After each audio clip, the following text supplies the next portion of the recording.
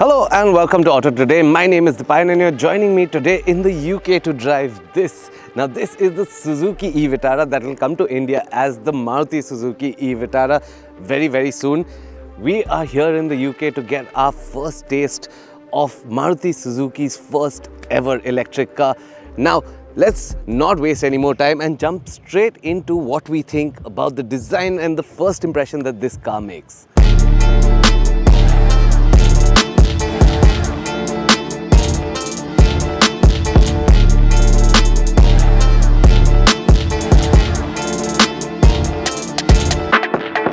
And the perfect place to start this review, in fact, is the design. And the first thing you're going to notice is that the e-Vitara doesn't have a very large footprint, or at least it looks like it doesn't. But the fact is that this is really smart packaging. This is a 4.2 meter long car with a 2700 millimeter wheelbase, which is quite large, and once you get on the inside, that is something that becomes really very apparent. But before we jump on the inside, let's talk a little bit about the outside and the way it's designed.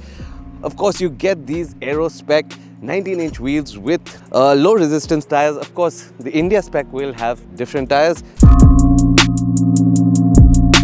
Now, if you move to the front, you get a sense of what it really looks like from the front, and you get these really cool shaped LED DRLs, which of course aren't connected, and I think that is a really special bit, considering that that is where the bandwagon is going. This will help the e-Vitara stand out. Now let's hop on the profile and let me tell you a little bit about how it looks from the side. From the side, it instantly looks like a Maruti Suzuki, which means you get these boxy wheel arches with, of course, 19-inch wheels like we've talked about, and of course this strong shoulder line that runs along the center and really adds to the car's presence and gives it some width visually. Of course, the ORVMs have cameras inserted for your 360 view. The front door handle is standard, but you get C-pillar mounted door handle at the rear. But otherwise, on the side, it is clean, it is muscular, and it gives you the sense of an SUV despite that really tight packaging. Let's step to the back and let me tell you a little more about how it looks. Now, once you step to the rear, it really gives you a sense of that coupe-ish style without really taking away from the C-pillar, because the slant starts a little after the C-pillar, so you still have space in the second row, but you still have that coupe-ish design as it slopes down sharply. Here we do have a connected DRL, which looks the part and follows that same tri-pattern as the front. I think it looks really distinguished. Despite being a very clean design, you have a whole lot of sinews and muscular bits that add to the presence and give it a really strong stance at the rear. Before we jump on the inside, let me show you the boot space, which is pretty small for a car this size, with 238 liters. The battery pack sitting underneath. Of course, you can push the seats in front and you have 306 liters of storage, which I don't think is a lot, but is enough as far as a weekend's worth of luggage is concerned. Now let's hop on the inside and let me tell you what it's like from the inside.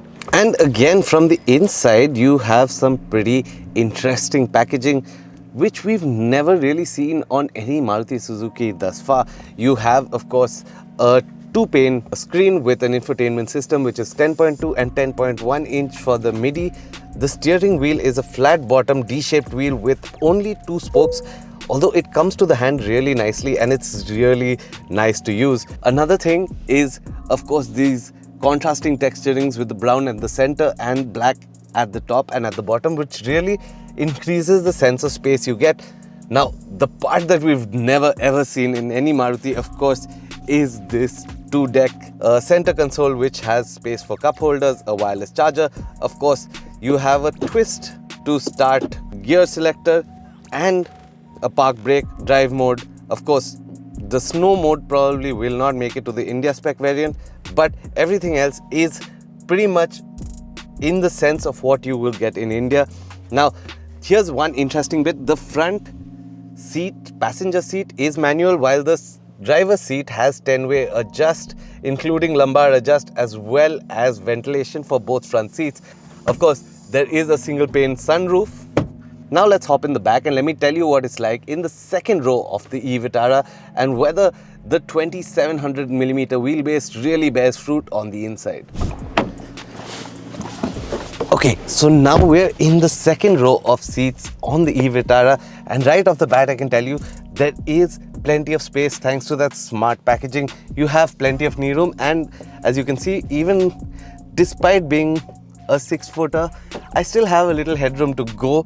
And if I recline a little bit more, of course I have. One of the downsides though is the slightly high floor with the battery pack underneath, which leaves the under thigh support a little lacking.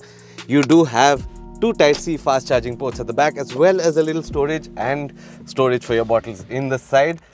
Overall, it is spacious and it's a nice place to be. I don't know whether it'll be comfortable over very, very long distances, but for short drives, I'm sure this is comfortable for anyone.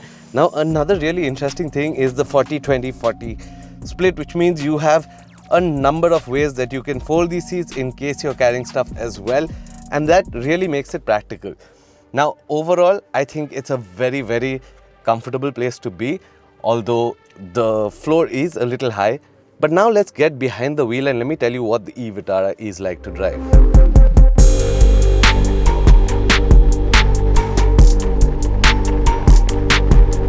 And now you're joining me behind the wheel of the Maruti Suzuki e-Vitara. Of course, this is the British spec variant, which is the Suzuki e-Vitara, but more or less, considering that this is a made in India car, the spec remains largely the same. So we are driving the large battery variant, which is the long range variant, of course, with a 61 kilowatt hour battery and over 500 kilometers of range, and we've been driving it for almost the entire day today, and it's given us a pretty good amount of time to get a sense of how it is to drive.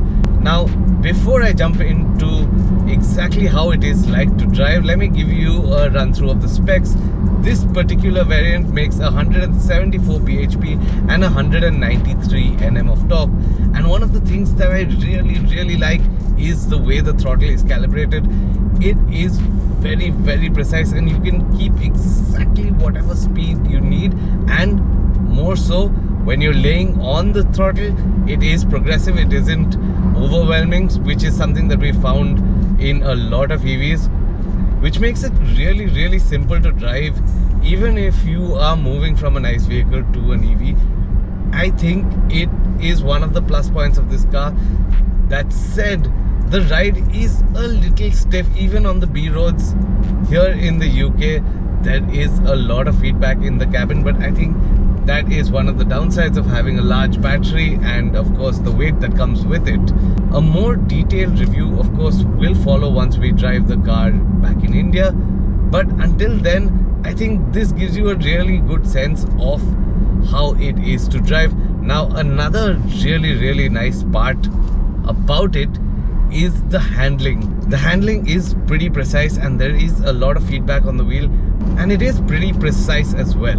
Thank you so much for watching our first impressions review of the brand new Maruti Suzuki e-Vitara. If you like this video, don't forget to smash that like button, and if you haven't subscribed to the Auto Today channel, this is your chance to do that. Now, of course, a much more detailed review of the Maruti Suzuki e-Vitara will follow once we drive the car in India, but let us know in the comments what you think of the car right now and what more we can add once we do the full review. Thank you so much for watching. This is Didi signing off.